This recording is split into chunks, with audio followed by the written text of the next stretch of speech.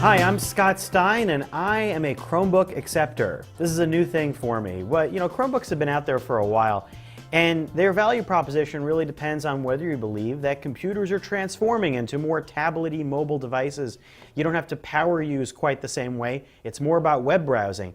And Chrome OS is really just a very smart web browser that has additional features that work offline, plus it runs apps, but those apps are basically also like web pages. They're not really downloaded, and so it's really kind of like a very smart browser.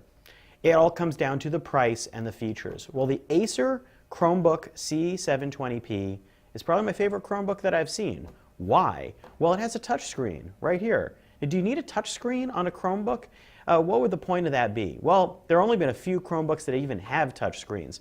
The Chromebook Pixel, which is over $1,000, was the prime example. But usually, a lot of these have been like netbooks. Really low-end processors, basic onboard storage, doesn't really do much, and cost about $200-ish in that range, about what you would pay for a netbook in the past. And why would you do that if the battery life and the performance weren't up to par? Well, the C720P had about 6 hours of battery life in our tests, which is good and what you'd expect. It also has 34 gigs of onboard storage, which is double what you previously got, which is about 16.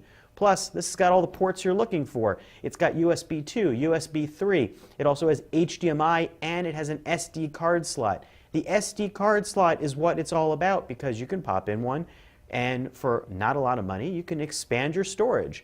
Not that you'd necessarily need it much because Google Drive is getting much better at cloud storage management, and you get 100 gigs for 2 years with the purchase of this. And it's really easy to find cheap cloud storage now in a lot of places. So you can use Google Drive, and it feels like a natural extension of your onboard storage. But that brings up the point that a Chromebook still is best used when connected online. It's got 802.11n Wi-Fi. But, there are times you may not be online. This caches for offline use, but I wouldn't trust that in the same way that I would with a tablet or with an offline laptop. But if you're looking for something, this is $299 with a touchscreen, and you're looking for something that price that can be a household laptop-like device that allows you to basically do everything you'd want to do and have touch for when you need it, maybe for apps, maybe just because you like the feeling of browsing like that, for future evolving in Chrome, and you're not paying up too much for it. That's why I like the 720p. It's not a game changer, but it's probably the best full-featured Chromebook that feels good to type on that I've seen. I'm Scott Stein, and that's the Acer C720p Chromebook. Pretty good value pick, and a relatively full-featured Chromebook.